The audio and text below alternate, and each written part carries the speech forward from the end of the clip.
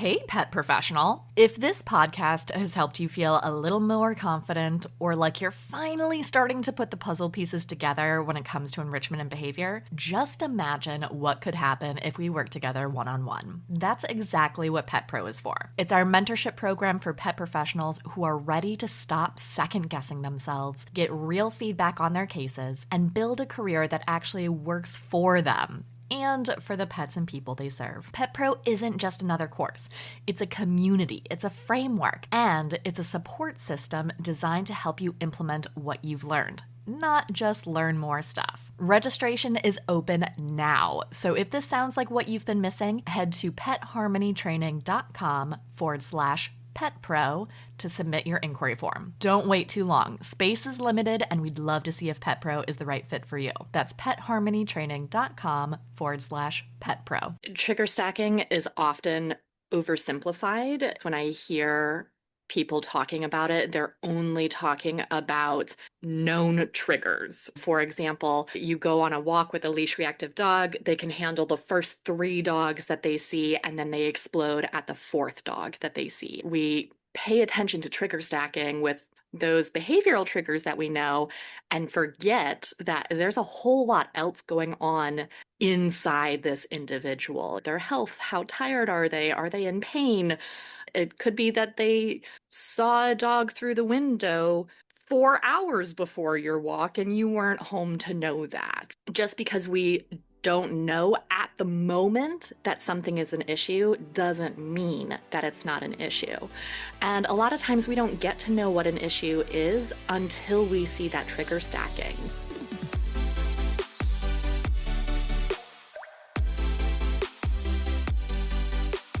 Welcome to Enrichment for the Real World, the podcast devoted to improving the quality of life of pets and their people through enrichment. We are your hosts, Allie Bender. And I'm Emily Strong. And we are here to challenge and expand your view of what enrichment is, what enrichment can be, and what enrichment can do for you and the animals in your lives. Let's get started.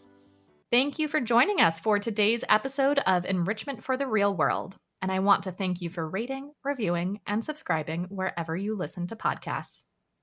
You know, those weeks where your dog seems extra barky and you're thinking, we've worked on this. What happened? And then you realize like, oh, right, their allergies are flaring, or it's construction week on your block. Or maybe you don't recognize those things yet. And welcome. We're here to blow your mind. Because all of those things are examples of something that we in the animal training industry call trigger stacking or stress stacking. And this is basically where a lot of little stressors stack on top of each other. Yeah, the name is not particularly creative. It's just very descriptive until you just get to a point where you're suddenly in survival mode. And that happens to all sentient beings, not just humans. And that's what's going on if that happens to your dog, where you're like, you could handle this literally yesterday. Why can you not handle this today? Right? So today we're going to deep dive into trigger stacking and what it is, why it matters more than most people maybe realize, and how health, stress, and everyday life layer together to shape behavior.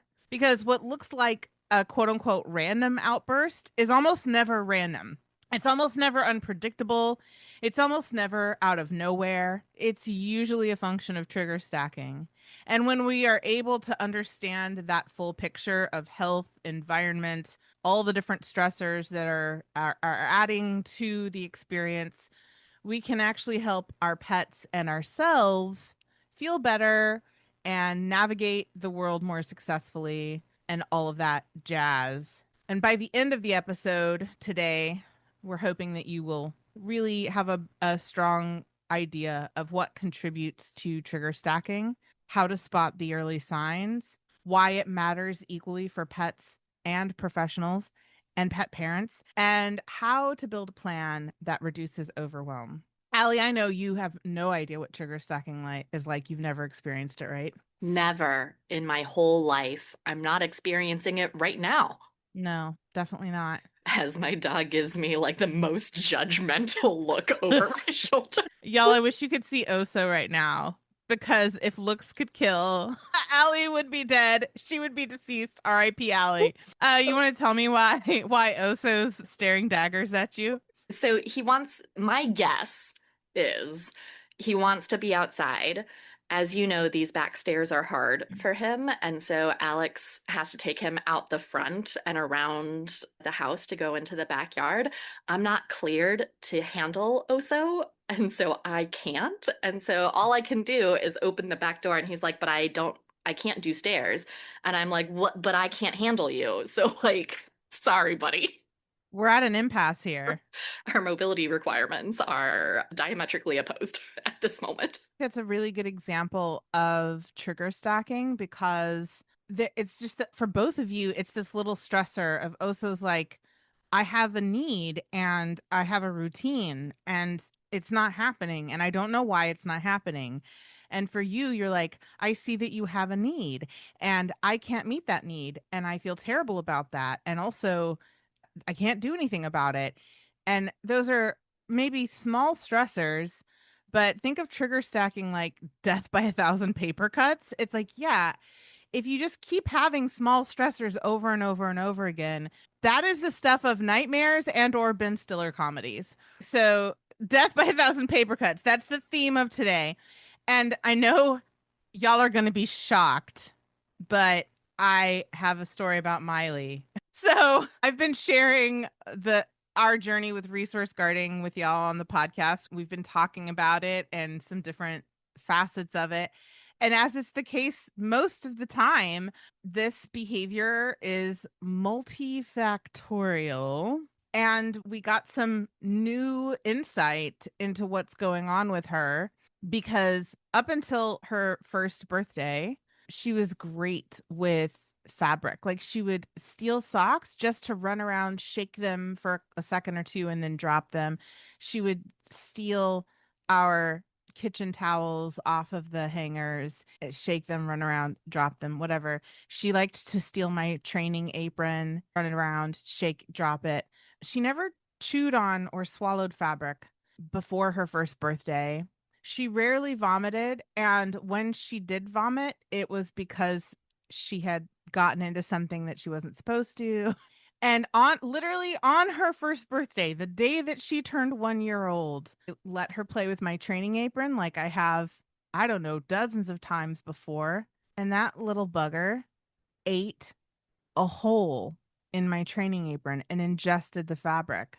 And then we got home from the outing that we were on where she did that.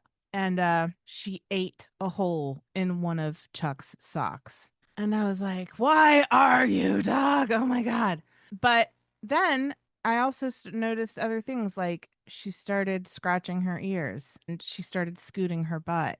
And the guarding copper got more intense in specific contexts, like mostly at night. And at first I was like, well, yeah, we've already established that when she's tired, the guarding gets worse.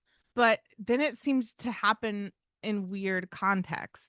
And then I smelled her ears and she had yeasty ears. And I was like, I'm putting all these pieces together, the vomiting, the eating things that she shouldn't, the scooting her butt, the inflammatory ears.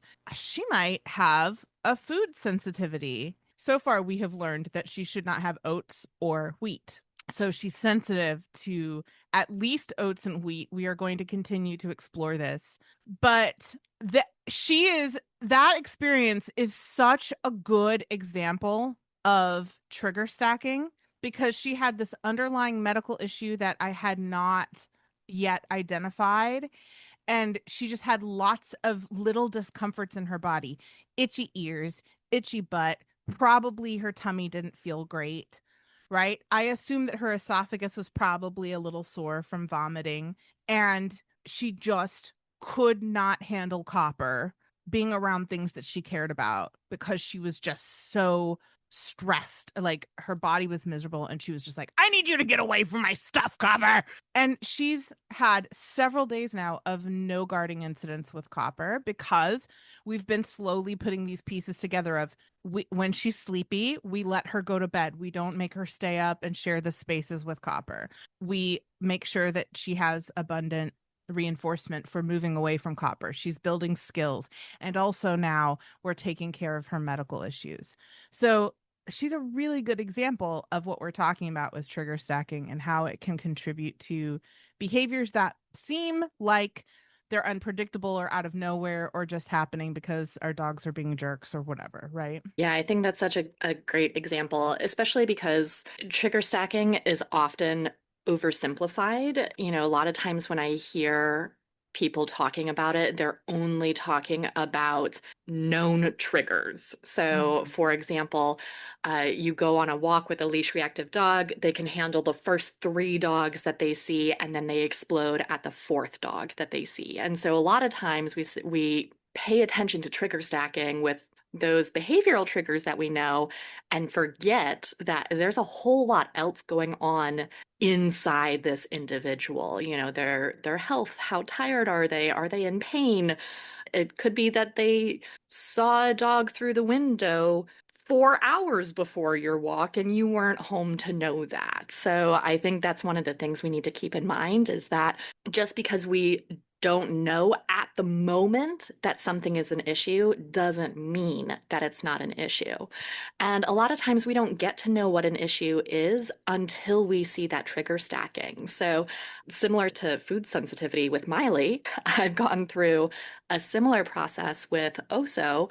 I had started him on a grain-free diet because for reasons.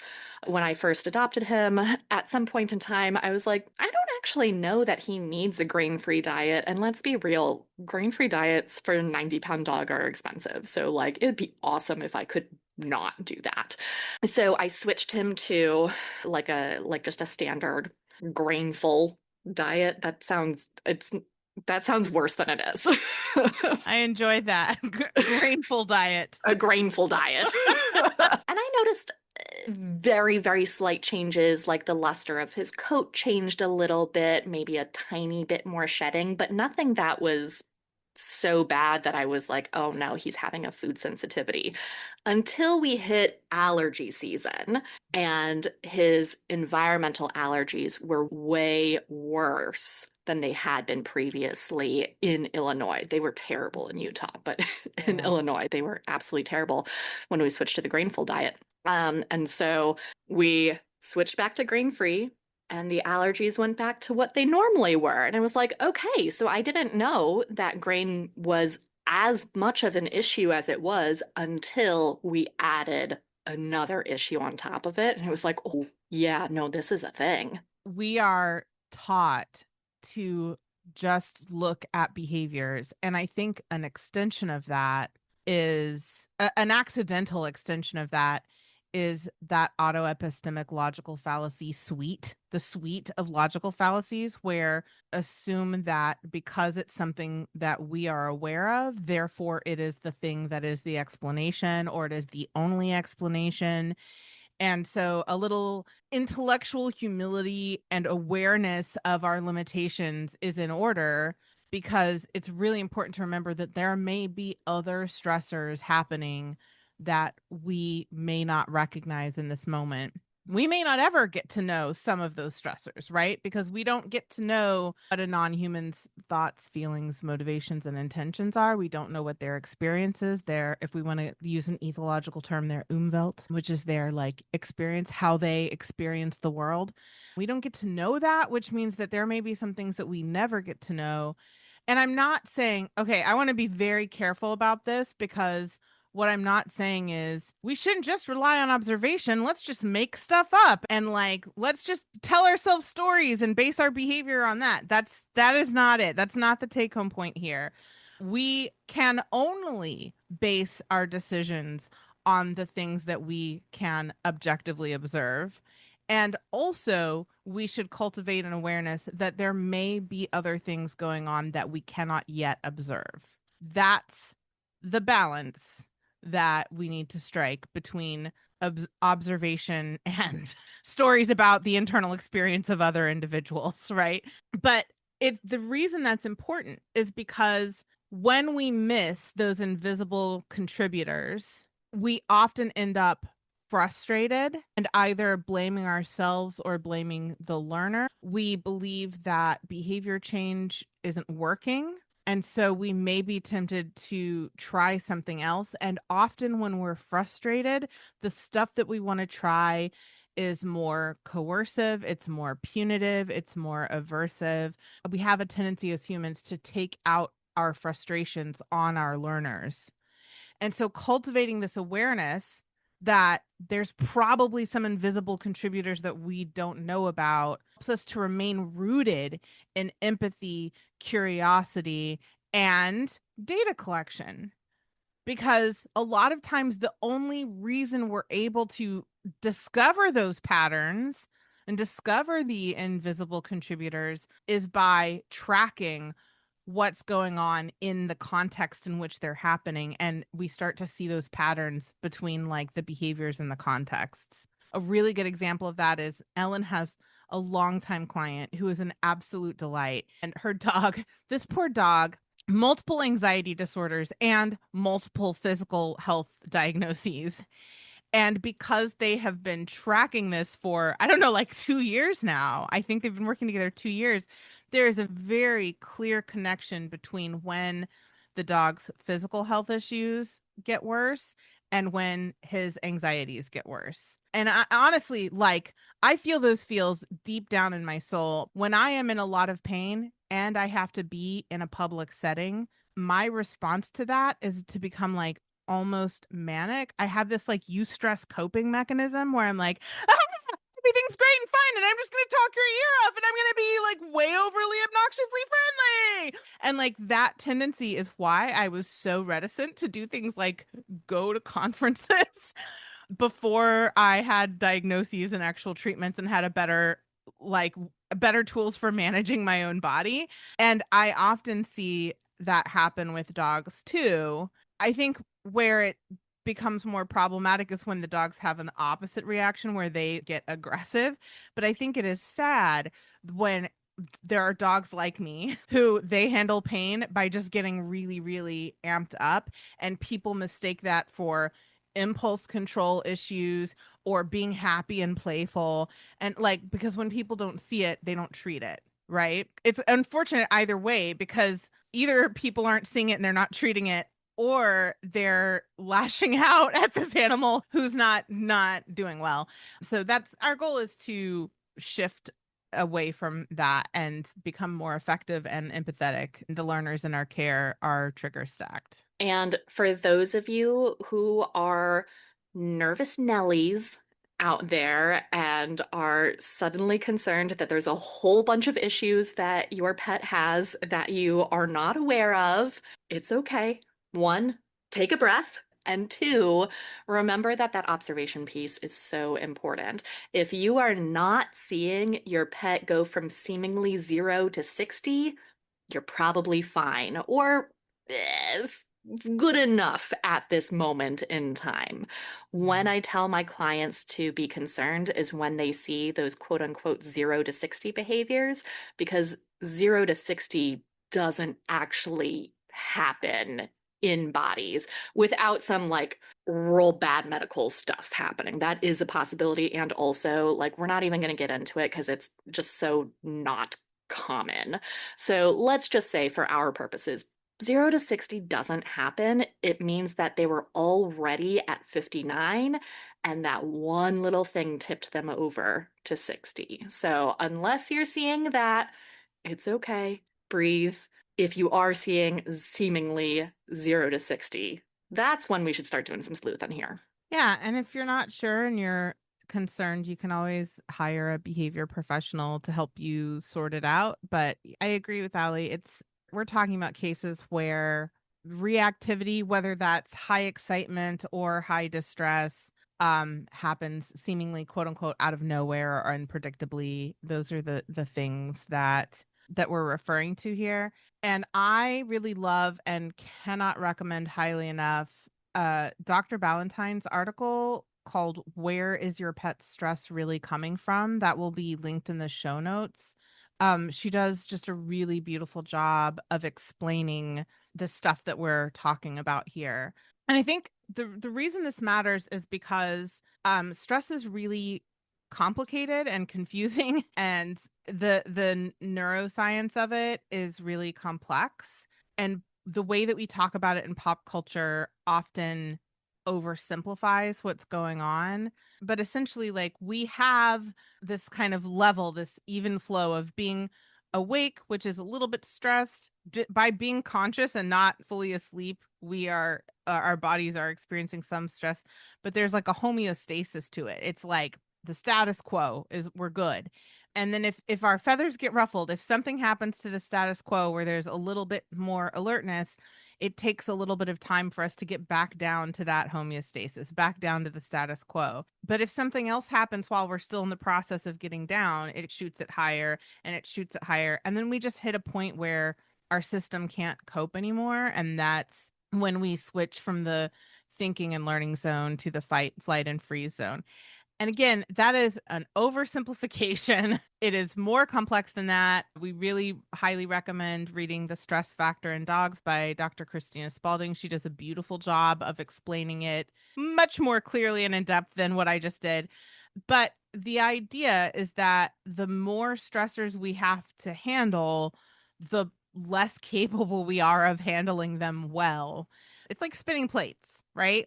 You can maybe keep one spinning plate in the air, two, when you get to three, unless you do this, unless you're a professional plate spinner, three maybe starts to get a little bit extra. If you have to start doing more than that at the same time, that's when you start dropping plates, right?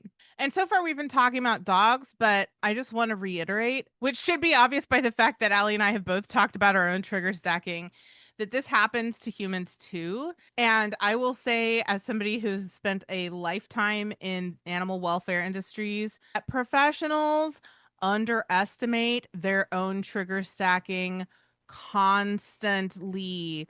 We are so conditioned to prioritize the well-being of the animals that we work with, and in more recent years we've started caring more about the clients and their experience. We've started learning as an industry that it turns out the humans who take care of the pets are kind of a big deal and they matter too. But we're only just starting to really start focusing on the fact that we matter too, and we have to treat ourselves with the same kind of care and pay attention to those same stressors in the same way that we do with our clients and their pets. Our job is essentially a paper cut factory. Like, there's just so many little tiny stressors about what we do. We have an overbooked week. We have a chaotic inbox. We have little boundary slips. Clients maybe violating our boundaries a little bit. Us violating our own boundaries. I've never done that. I'm just speaking hypothetically. I'm not speaking from personal experience as somebody who like regularly bulldozed my own boundaries. Certainly not me. Didn't happen. A client who's distressed about something, somebody on the internet criticizing a technique that we use, just all those things, the unreliability of income, all of those things just chip away your resilience and your ability to cope. And they are all stressors that stack and stack. And then suddenly you're in survival mode and you're wondering why tasks feel harder than usual and why things that usually bring you delight now are bringing you dread or anger. For me, I had to learn that if I got a new client booking and it made me mad, I was like, oh, I should probably examine this because I love my job and I love working with clients. So if I'm mad that somebody has booked a consultation with me, I probably need to examine what's going on in my life. I might need to like take care of some of those paper cuts. One of the things that can help us see all of those different, or not help us see, help us think about all of those different factors that could go into trigger stacking for our pets, things like the environment, their physical health, unmet needs, all of that sort of stuff, is to start by looking at our own. You could do something informal like mental scroll throughout the week of like, or even the day. I think it's easier to start with the day than it is to start with the week, but know that stress hormones last in the body for more than just that 24 hours, depending on the stress hormone, blah, blah, blah. There are several stress hormones and they have different half-lives. And no, I don't know what they are. Not the half-lives. I'm going to stop this sentence. I don't That's remember what the half-lives are.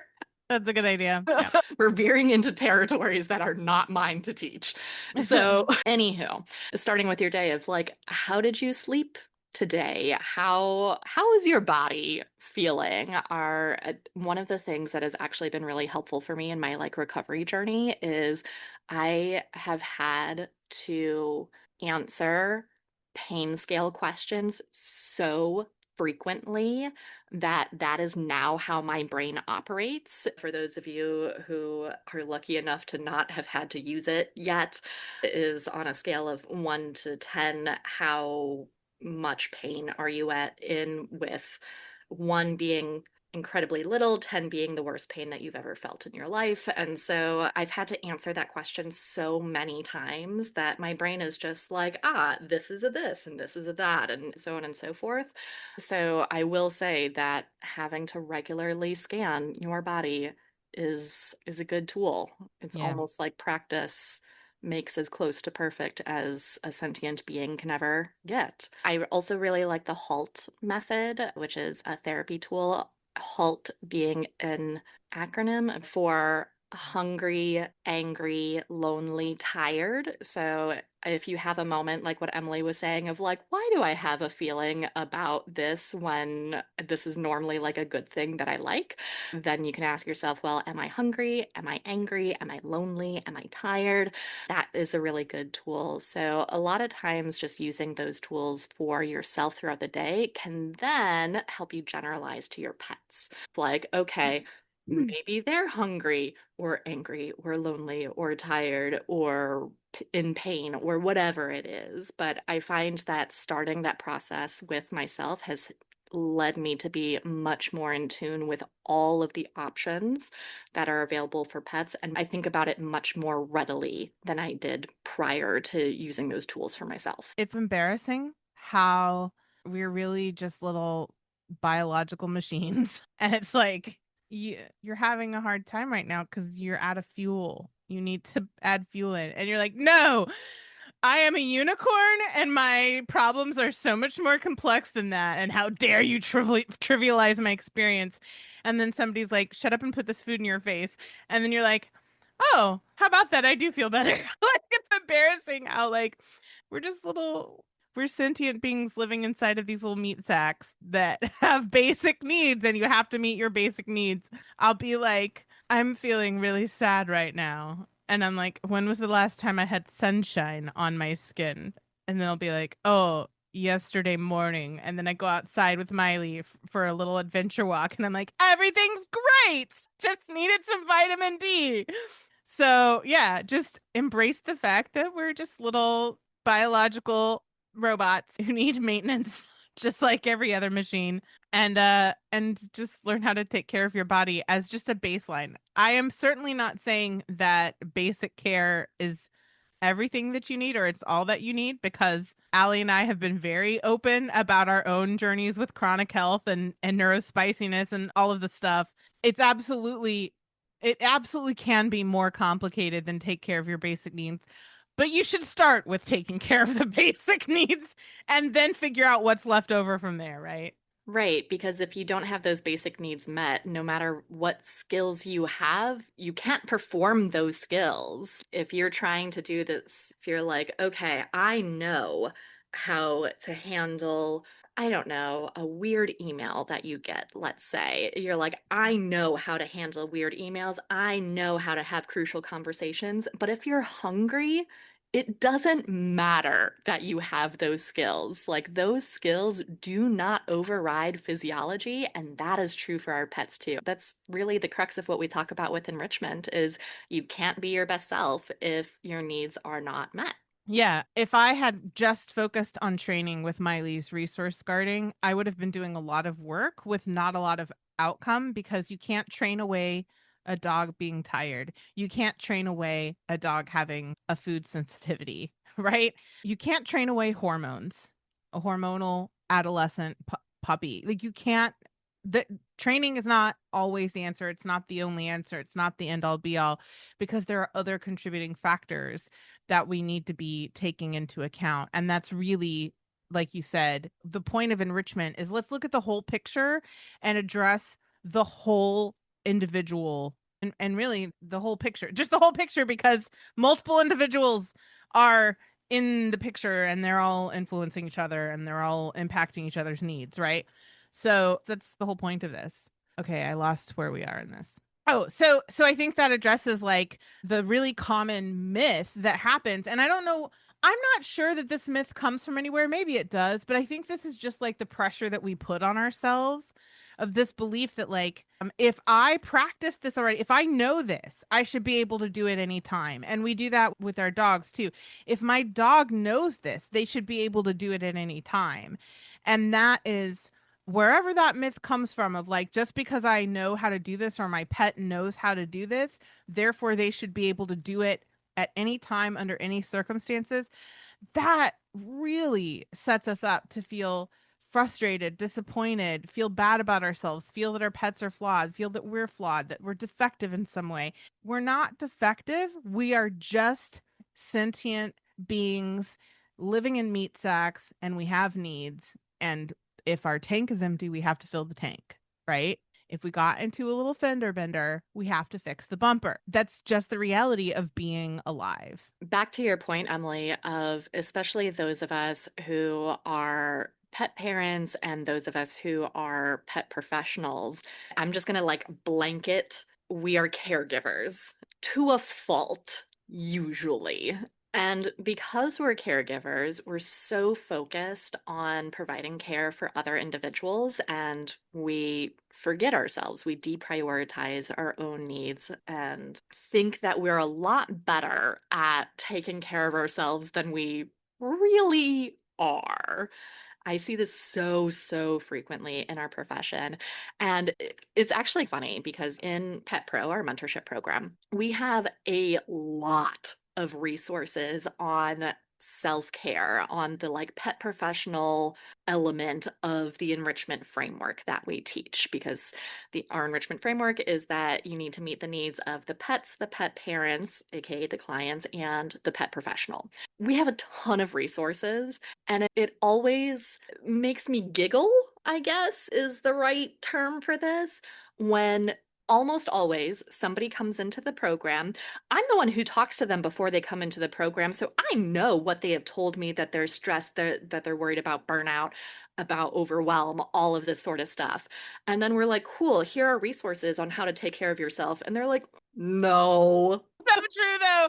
They're like, no, I got this. And we're like, was your primary concern that you listed in your intake form? Like, without doubt, that is almost always what happens. Yep. It's so funny because inevitably, at some point in time, while they're in the program, something happens where there's this like big stressor. And we're like, so how about those self-care resources? And they go back to those resources and are like, oh, yeah, you were right about that. And it makes me giggle every time. Like the human learning journey is so predictable sometimes. Yeah. And I love this testimonial from one of our Pet Pro mentees, Katie, and I'm gonna read it because, like, while I summarized what happens, I think hearing it in her words of she was like, no, but that's like for real what happened is so impactful. And so Katie said, I'm so grateful to be part of this Pet Pro community, especially during a time when I was, for a few days, seriously questioning my ability to tolerate a career in this field. It's a blessing to have the guidance of such compassionate seasoned mentors and to experience camaraderie with other supportive mentees. Like many other mentees, I've historically been a continuing ed collector, but this is the first program to emphasize staying healthy enough to continue this work. Crisis kits, healthy mind platters, completing stress response cycles. If I'm honest, I went, yeah, I'll be fine during those modules and quickly moved on to meatier material. But now I see y'all were right, so I'm going back to give that material the weight it deserves. Yeah, she gave us that testimonial. It like hit me in the feels and also made me laugh. And also, like, I get it because I've been there. I remember telling our mutual friend Haley, who is going to be on the podcast later this year. I remember telling her way back when we worked at the sanctuary, like, yeah, I used to be bad about like compassion fatigue and burnout, but I've been in this profession for so long that I figured out how to take care of that and I don't experience it anymore. And I think about that comment that I said to her on the reg because I'm just like, oh, past me, you poor sweet child. Like it is just it's an ongoing iterative process of learning how to take care of yourself and developing that self-awareness and developing those coping skills. And I still mess up sometimes. Like I said, like I frequently am like, why do I feel sad? Oh, cuz sunlight. Why do I feel cranky? Oh, cuz hunger. Right? Like it still happens. I'm better at it now than I used to be, but it's an ongoing journey. And I will say that I've also learned how to mentor other people about this because when we first launched Pet Pro, I was really, I not insisted, I think that's too strong a word, but I expected my mentees to spend the time doing that work before they got into the rest of the course. And I have learned that you can't force people to realize how relevant and important something is just by having them spend the time doing the exercise. They need to go through that discovery process for themselves and then circle back and be like, "So, weren't there some things at the beginning of the curriculum about taking care of yourself?" You're like, "Yes, do you want to focus on that now? Are you ready? You ready to do that?" So I have a different approach now than I did. I let people discover that for themselves. But it's beautiful. It's so like Katie just perfectly articulated what is such a common experience, not just in Pet Pro, but just in general with humans. I think that Katie really did a beautiful job of articulating how hard it is for us to recognize our own trigger stacking and to pause to take care of ourselves and complete our stress response cycle. Let's tie this back to pets and recognizing our pets' trigger stacking.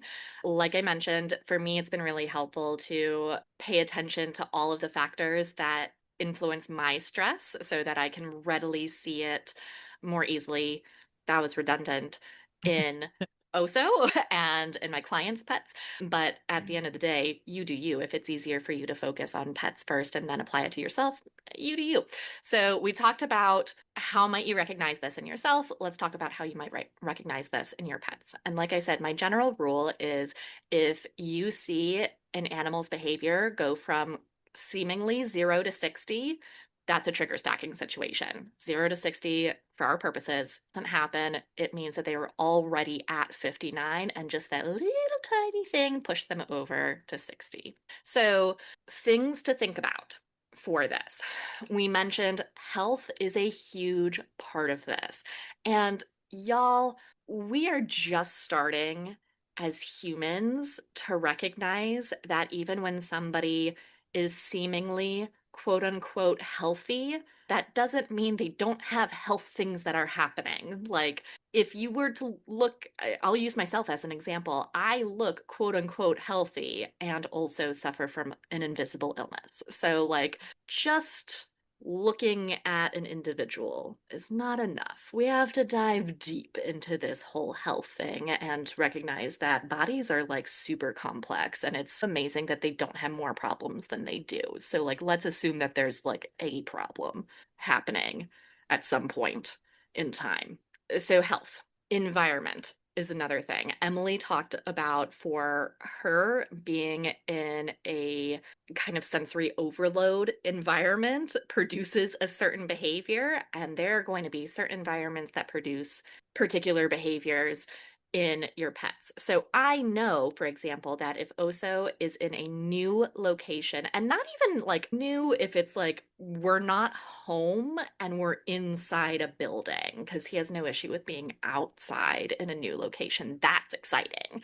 But if we're not home and inside a building, that's a little bit of a stressor. Like it's a little bit harder for him to do the things that he normally does. We see a little bit more stress signals, all of that sort of stuff. So, environment is going to be a thing. And along with that, I think one of the reasons why different environments can be hard is because they may not know how to apply the skills that they have in those environments. So, when Oso is at home, he has several safe spaces. He has a very well rehearsed skill of if I am stressed, I can go into one of my safe spaces depending on where the stressor is, depending on where my humans are. Like he definitely has like a matrix in his head of where to go when he is stressed, what to do when he is stressed.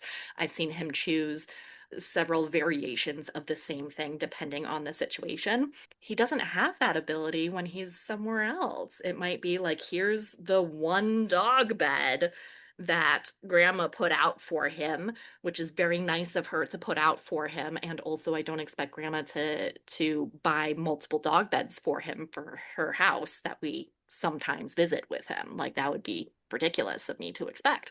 So he's like, I don't know where to go here though if I am stressed. So again, even though they might have skills, those skills are often very dependent on the environment in which they're happening. Yeah, and I think another part of that is remembering that we don't always get to know what about the environment is stressful. One of my favorite examples of this, and I know I've talked about it before on the podcast, I would be shocked if I haven't.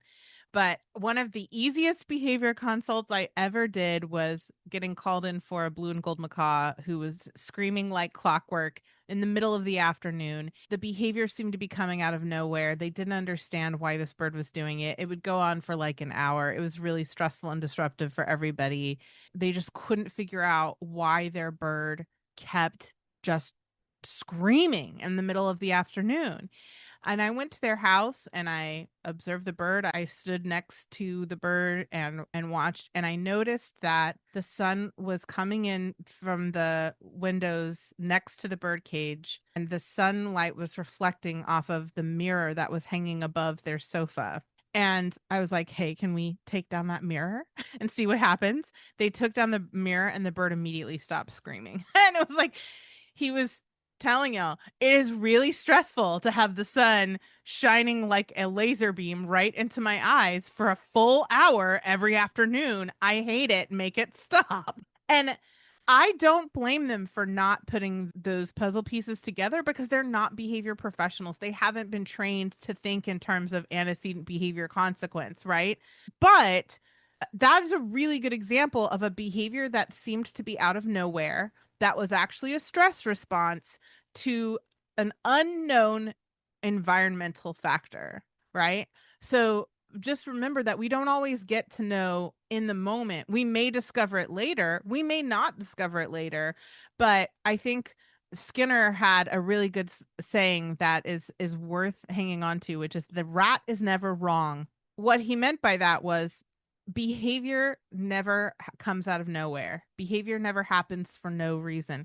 There's always a reason that behavior is happening, and there we need to believe their experience even if we don't understand their experience. Remember that. Maybe I like the alliteration of the rat is never wrong, but maybe we can reframe that to say the dog is never wrong, and learn to listen to them even when we don't understand what it is that they're reacting to.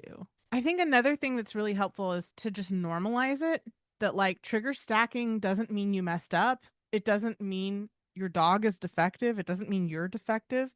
It's just the reality of being a sentient being in a chaotic, imperfect world, right? Trigger stacking is going to happen, regardless of how good of a pet parent you are, regardless of how much you're crushing it at life. It's going to happen. So it doesn't signify a failure on your part. It doesn't signify a character flaw in you or your dog. It just signifies some unmet needs that need to be addressed. And we just need to meet those needs, take care of ourselves, our pets, complete our stress response cycle, move on with life. So here are some practical ways to do that. One is adding decompression instead of another rep of training. And I want to be really clear that we need to take a descriptive approach to decompression. Just because an activity has the word decompression in it doesn't mean it reduces stress. I'm looking at you, decompression walks. Sometimes they aren't.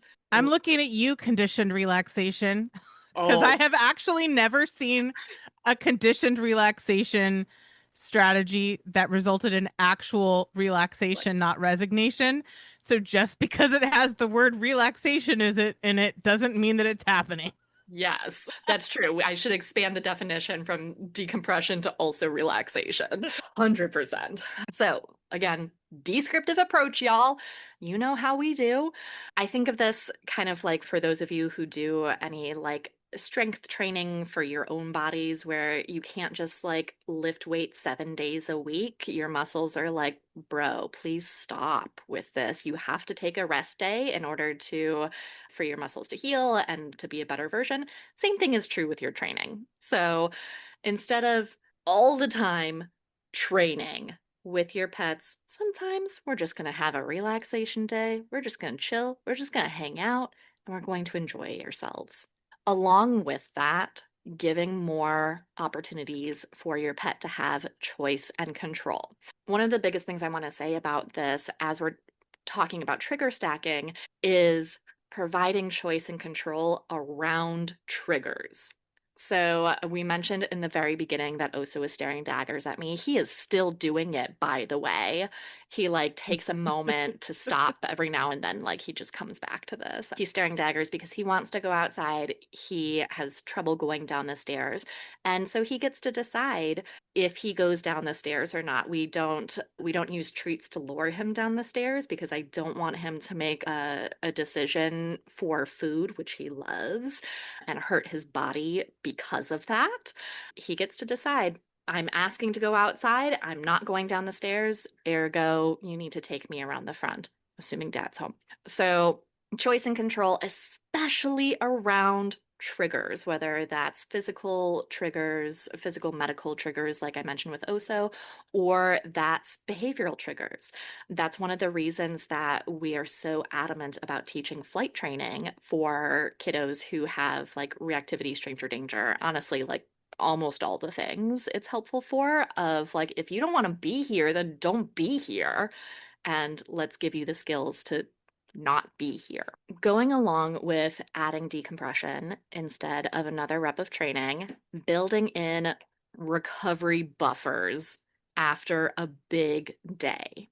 This is something that I am doing with OSO's mobility work, since that's primarily what we're focused on as far as his enrichment plan is concerned. Of I know after we do like a strength training day for him, which for him is usually a game of tug, he's gonna be a little bit sore the next day. We should have a rest day the next day. I shouldn't push him and do like some proprioception work or cavalettes or anything like that.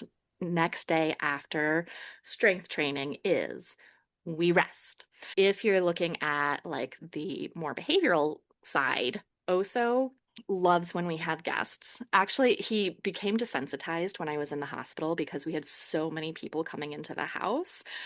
One of the first days I was home, Corinne came over and he just like looked up from the couch and was like, "Sup?" And Oh, it's you again. Hi. yeah.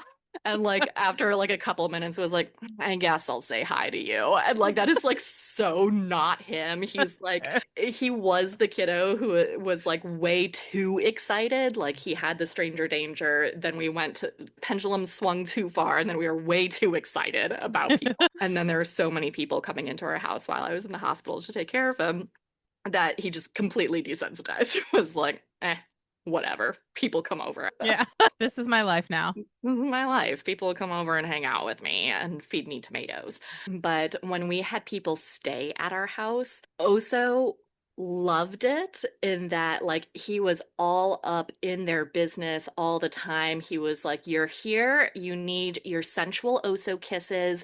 We need to snuggle. I need to sleep in your bed with you."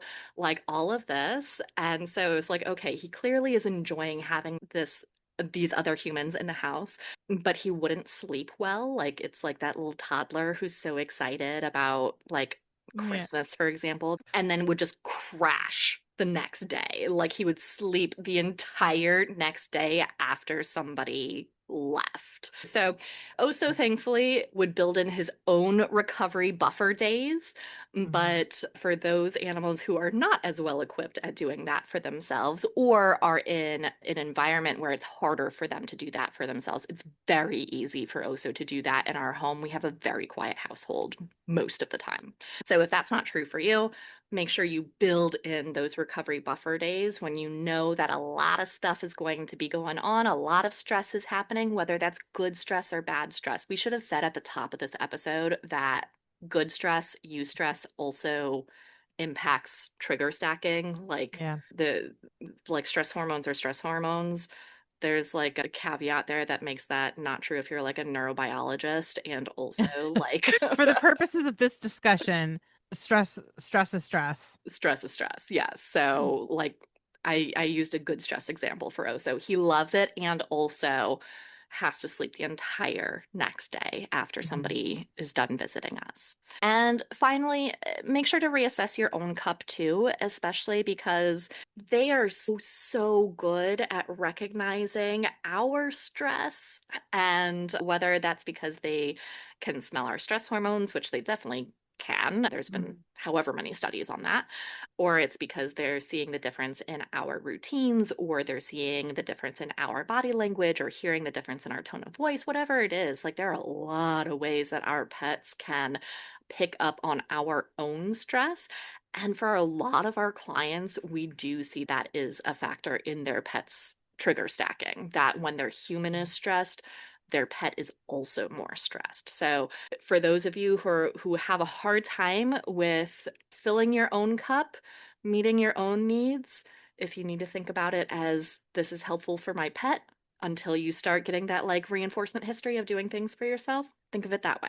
Yeah, and I'm going to also take that in the other direction, which is taking care of a stressed animal is stressful for us. And so be aware of the impact helping your pet to complete their stress response cycle is having on your own stress levels. Act accordingly. And I that's definitely been true for me with Miley. I've had to build in a lot more recovery time for myself from things that I do all the time, like mundane tasks require more recovery from me because helping Miley navigate the stressful time in her life is stressful for me as well, right? So there is also that component of it. You influence each other. It doesn't just go in one direction. And it's important to be aware of that because, again, if we're looking at it through an enrichment lens, we're looking at the whole big picture and all of the unmet needs and how all of those unmet needs are impacting each other, right? And our goal is for everybody be able to flourish, to reduce harm, increase welfare and well-being for all involved parties, right? Do you want me to? Yeah, I'll say the next part because, yeah. Okay. And for pet pros, identify your personal paper cuts. What are the things in your environment and in your schedule and your day to day routine that are contributing to your trigger stacking? And build buffers into your own schedule. This is another thing that we work on a lot in Pet Pro is we're like, you need more buffers in your schedule. And people are like, but I have to work this much. And we're like, but why though? And we have to get down to the bottom of why they feel like they have to work so much. We have to solve that problem. Because if you don't have time to build buffers into your schedule, then you are going to constantly be chronically stressed. And that is a surefire way to burn yourself out, set yourself up for future health problems. It often leads to people leaving the industry. So figure out how to build buffers into your schedule, or if you need help with that, I don't know, find some kind of mentorship program somewhere to help you with that. Find a mentor. I don't know where you'll find one of those, but that seems like a good idea. And then also, a community is really helpful because it helps to have somebody outside of your brain say, hey, you're stacking right now. I think we've talked about this a lot. I can tell Allie, you're flushing red, my darling. What's happening? And Allie gets to tell me less frequently now than she used to babe, you're spiraling. So it's nice to have the accountability of someone else, a trusted, supportive member of your community be able to help you see when you're trigger stacking, because it can be hard to recognize it in ourselves. And so we benefit from, I should say, we don't always need, but we benefit from having somebody else be like, would you like to take a little break and complete your stress response cycle? Because you need to. So, to recap, trigger stacking is everywhere and it is multifactorial.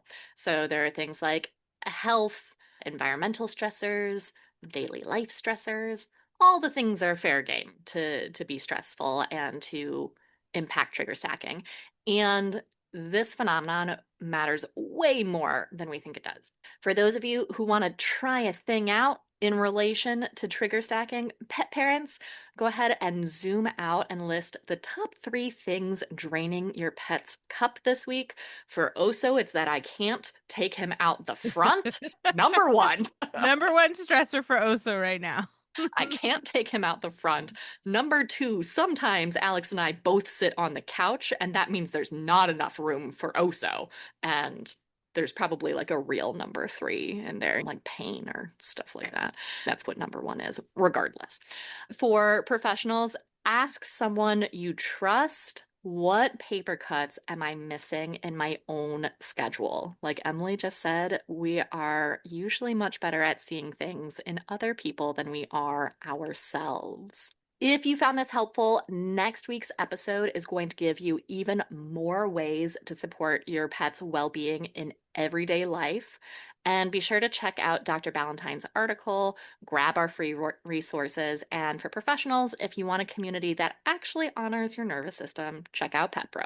I hope you enjoyed today's episode, and if there's someone in your life who also needs to hear this, be sure to text it to them right now. If you're a pet parent looking for more tips on enrichment, behavior modification, and finding harmony with your pet, you can find us on Facebook and Instagram at Pet Harmony Training. If you're a behavior training professional dedicated to enrichment for yourself, your clients, and their pets, check us out on TikTok and Instagram at Pet Harmony Pro. As always, links to everything we discussed in this episode are in the show notes. Thank you to Ellen Yoakum for editing this episode and making us sound good. Our intro music is from Penguin Music on Pixabay. Please rate, review, and subscribe wherever you listen to podcasts. That helps more pet lovers and professionals find us so they can bring enrichment into their world too. Thank you for listening, and here's to harmony.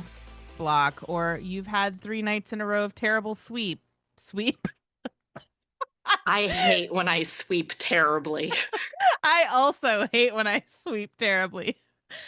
Terrible sleep is what I was trying to say. I just beefed it. It's fine.